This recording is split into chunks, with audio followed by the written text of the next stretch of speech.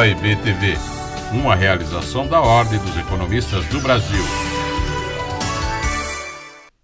Colega economista, prezado telespectador, prezada telespectadora, é um prazer estar com vocês aqui na TV da Ordem dos Economistas do Brasil. E em função dos graves problemas que a pandemia do coronavírus está causando tanto na saúde das pessoas quanto no nível de atividade e emprego, estou conversando com vários economistas renomados para que eles deem a sua opinião sobre as recentes medidas que o governo brasileiro tem tomado nessas duas frentes, tanto na área da saúde quanto na área do nível de atividade e emprego. E tenho a satisfação de conversar agora com meu querido amigo, o professor Antônio Lanzana, professor da FEA-USP, consultor econômico. Lanzana, é um prazer tê-lo aqui na TV da Ordem dos Economistas do Brasil. Oi, Manolo, o prazer é todo meu, estamos aí à sua disposição. Lanzana, vários países têm tomado medidas bastante fortes no tocante às ajudas às pessoas e às empresas. Temos o caso do Reino Unido, temos o caso dos Estados Unidos da América, e outros países europeus também estão na mesma direção. Recentemente, o governo brasileiro tomou algumas medidas. Como é que você está vendo essas medidas? Estão na direção certa? São tímidas? São de muito curto prazo? Enfim, queria a sua opinião. Bem, eu acho que para responder suas colocações, Manu, eu acho que é primeiro interessante criar um contexto, né? Nós estamos numa situação inusitada, nunca vimos algo parecido, e acho que a palavra que mais define o momento é incerteza. Nós estamos num quadro de economia de guerra, digamos assim. E eu acho que nós temos uma visão clara de como a economia está entrando nesse período. Nós vamos enfrentar uma recessão, inevitavelmente, nesse segundo trimestre do ano, mas nós temos alguma dúvida de quando é que a gente vai sair dela. Eu acho que essa é uma incerteza muito grande. O que eu acho que dentro desse contexto, o que o governo está procurando fazer? Um primeiro objetivo é amenizar os impactos da crise. Volto a dizer, a recessão é inevitável no segundo trimestre. O que o governo está tentando fazer é minimizar esse efeito recessivo. E um segundo objetivo é criar condições para a hora em que esse período passar, se acelerar o máximo possível. O que eu interpreto como as medidas do governo? Eu acho que, dois pontos importantes a destacar que eu acho que estão prejudicando um pouco. O primeiro, eu acho que as medidas foram tomadas de forma um pouco tardia. Nós já estamos acompanhando outros países, sabíamos que isso ia chegar aqui, e eu acho que o governo ficou um pouco preocupado, vamos fazer reformas, deu muita ênfase à reforma e pouco a uma situação emergencial. Esse acho que é um primeiro ponto. Um segundo ponto que eu vejo é uma falta de coordenação, falta de liderança de conduzir um processo que está exacerbado nessa discussão entre governo federal, governadores. Eu acho que isso prejudica também medidas mais eficazes. Tá? Agora, dentro desse quadro de falta de liderança e atraso, o governo tomou um conjunto de medidas que nós podemos interpretar a partir daí. Eu acho que a direção é correta das medidas. Se a gente olhar, o governo está atacando, resumidamente, 3 pontos. Está dando crédito, está ampliando crédito, está transferindo renda diretamente para quem mais precisa, está postergando imposto para propiciar caixa para as empresas, que eu acho que aí é a grande preocupação hoje do meio empresarial, é preservar o caixa. Né? Então, eu diria assim, a direção é correta, eu acho que não é momento de nós preocuparmos que o déficit público vai aumentar, é claro que tem que aumentar, a dívida pública vai aumentar, claro que tem que aumentar. Eu acho que a grande preocupação, e isso eu tenho visto nas declarações do governo, é que essa ampliação de gastos seja temporal. Nós não podemos tornar essa ampliação algo definitivo, porque aí, passada a crise, nós vamos ter uma crise macro, de equilíbrio macro entre a gente. Então, eu acho que eu gostei até muito de uma proposta que o governo deveria fazer 2 orçamentos. Um deles condições normais, outro no orçamento de crise. Acabou a crise, a gente volta para o orçamento normal. Então, eu acho que essa dissociação em se preocupar no momento com as condições fiscais de curto prazo, eu acho extremamente válido. Quando a gente olha o pacote inteiro, pegando os números mais recentes aí do ministro da Economia, ele fala em 800 bilhões de reais. Isso dá um pouquinho mais de 5% do PIB. Se a gente olhar o pacote americano, é 10% do PIB arredondando, tá certo? Eles estão com políticas um pouco mais agressivas. Mas eu acho que o governo fez esse pacote de 800 bilhões e está mostrando flexibilidade que pode ampliar dependendo das necessidades, tá? O que eu vejo, assim, com bastante preocupação, nós temos, do lado empresarial, há dois segmentos muito afetados. Micro e pequenas empresas de um lado e segmentos ligados a turismo, eventos, restaurantes, companhias aéreas, tudo mais. Esse é um grupo que necessita urgentemente de recursos. Do outro lado, quando a gente olha ao lado do ser humano, nós temos dois grupos também muito carentes de recursos, que são os informais e são o pessoal de baixa renda, que vive em condições completamente desfavoráveis. O que mais me preocupa nesse pacote não é a magnitude dele, porque eu acho que o governo pode até estar flexível para outras ampliações. O que me preocupa é a rapidez com que isso pode chegar, tanto do lado empresarial que necessita, como do lado das pessoas que precisam de dinheiro diretamente. A minha preocupação maior é com a agilidade da implantação desse programa. O que eu vejo, por exemplo, quando nós olhamos o pronunciamento do presidente do BNDES, que ele comentou, nós estamos criando linhas de recursos, isso deve chegar nas empresas no início de maio. Eu acho isso um pouco tarde. Eu acho que as necessidades são muito mais prementes do que no início de março. Eu conheço aqui empresas que estão com faturamento zero, outras caíram 90%. Não tem condições de controlar, de administrar um caixa em 45 dias, em 40 dias. Essa é a questão que eu chamaria assim, mais delicada que eu vejo no pacote anunciado. Tá? Excelente. Bom, professor Lanzana, creio que que você deu um excelente diagnóstico, colocou muito bem as medidas que o governo está colocando, salientou duas coisas, que demoraram um pouco para serem tomadas e que pode haver maior demora por causa da burocracia. Isso. Então, agradeço a sua participação aqui no programa da TV Economista, da Ordem dos Economistas do Brasil. Tá bem? Obrigado, Lanzana. Oi, Manolo, eu que agradeço, estamos sempre aí à disposição da Ordem. Muito obrigado. Valeu. O profissional economista possui sólida formação teórica e prática e visão metodológica global da ciência econômica e sua importância. Ele possui consciência criticamente aberta sobre a realidade socioeconômica do país e assume uma postura responsável no tocante à sua atividade profissional. Preocupado com a missão de dar a sua colaboração para o desenvolvimento sustentável da nação, o profissional economista segue à risca cada palavra de seu juramento. A economia é uma ciência social que estuda o problema da escassez. Toda e qualquer sociedade tem recursos escassos. Até as sociedades mais ricas. Sempre haverá problemas de escassez de recursos. E este é o centro do estudo da economia. Temos três problemas fundamentais: o que produzir, o como produzir e para quem produzir. E são esses três problemas fundamentais o objeto de todo o estudo da ciência econômica. Fiz o curso de economia por acreditar que estaria melhor preparado para olhar o passado, o presente e o futuro. E digo a você, se tivesse que recomeçar tudo de novo, recomeçaria e faria de novo o curso de economia. OIB TV, uma realização da Ordem dos Economistas do Brasil.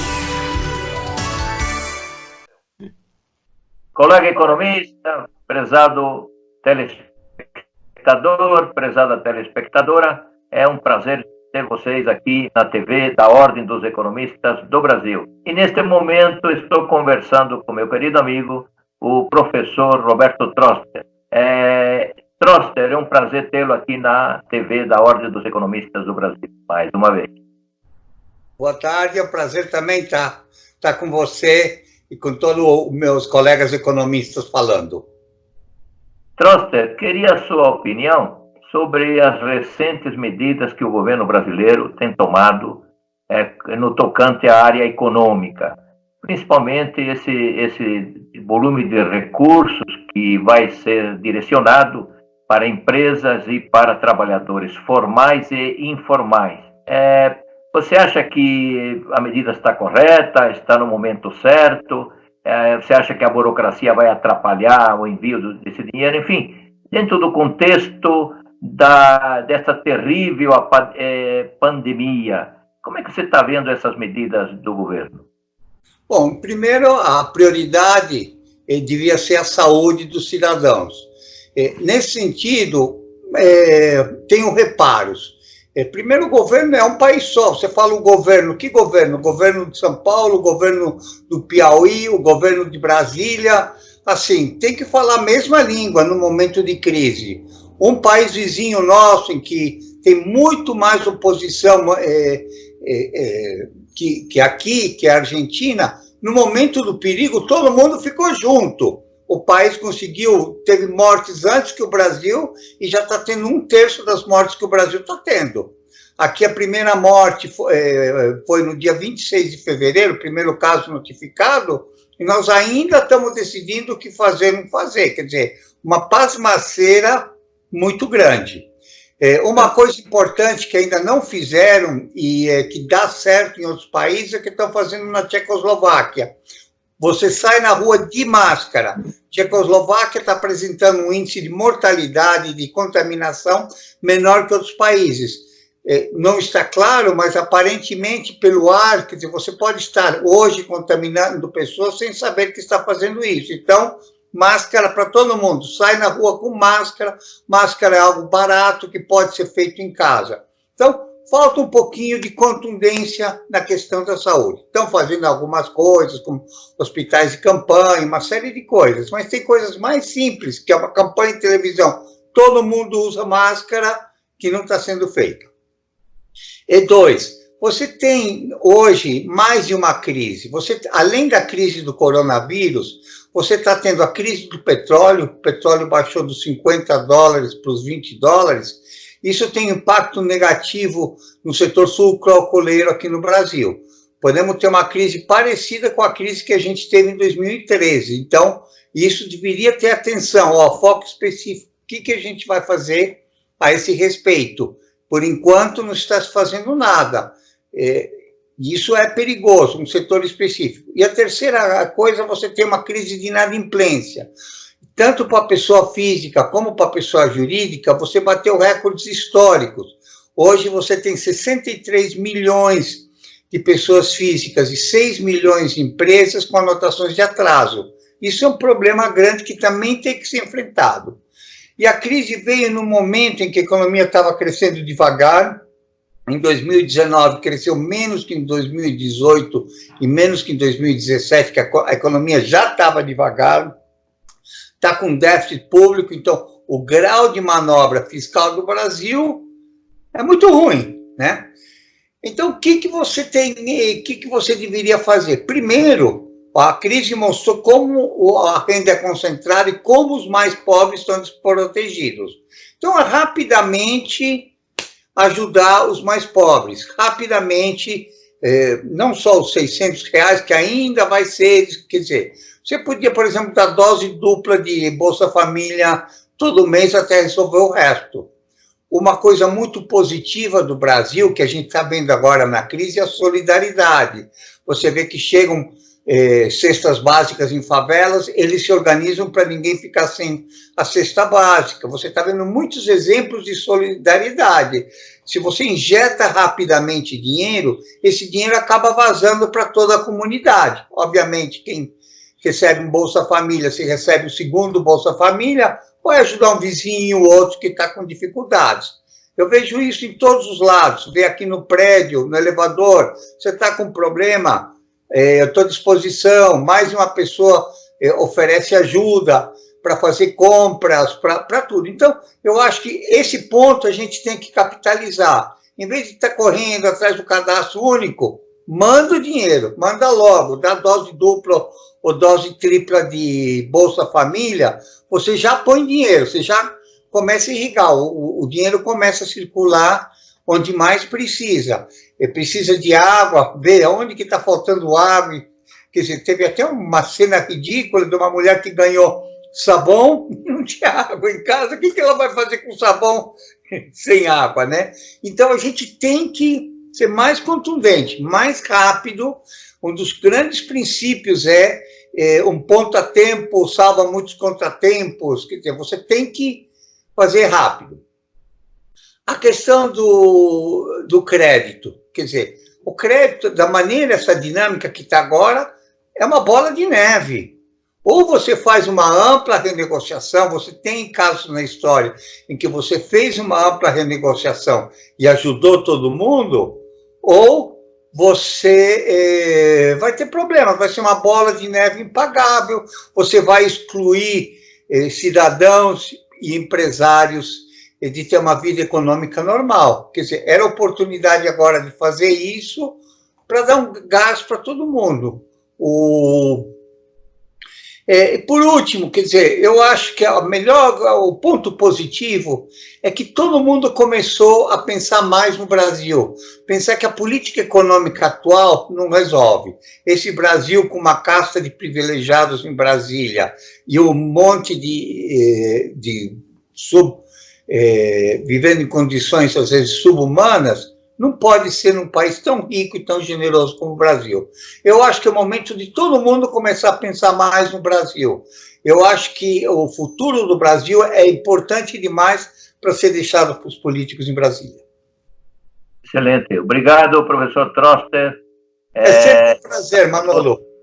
Aqui na TV da Ordem dos Economistas do Brasil. Um grande abraço. Abraço forte e vamos ganhar essa. Com certeza, essa guerra será ganha. Com solidariedade.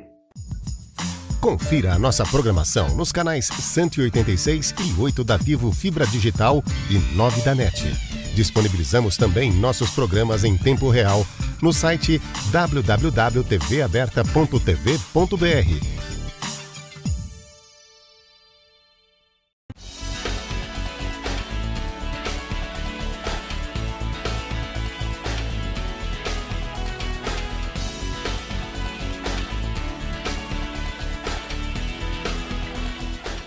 O profissional economista possui sólida formação teórica e prática e visão metodológica global da ciência econômica e sua importância. Ele possui consciência criticamente aberta sobre a realidade socioeconômica do país e assume uma postura responsável no tocante à sua atividade profissional. Preocupado com a missão de dar a sua colaboração para o desenvolvimento sustentável da nação, o profissional economista segue à risca cada palavra de seu juramento.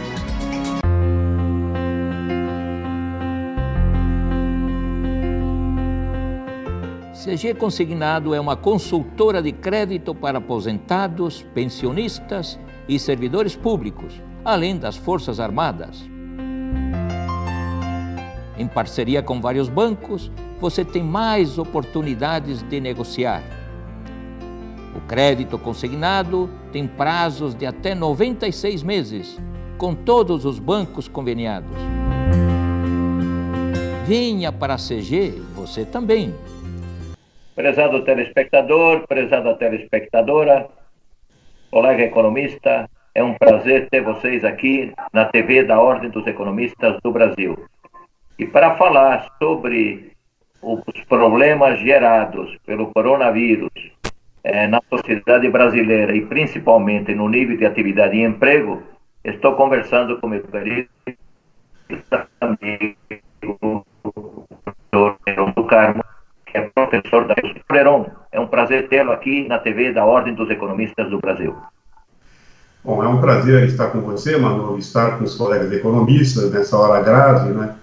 Desejo a todos aí muita saúde e que nós possamos sair desta crise melhores do que entramos.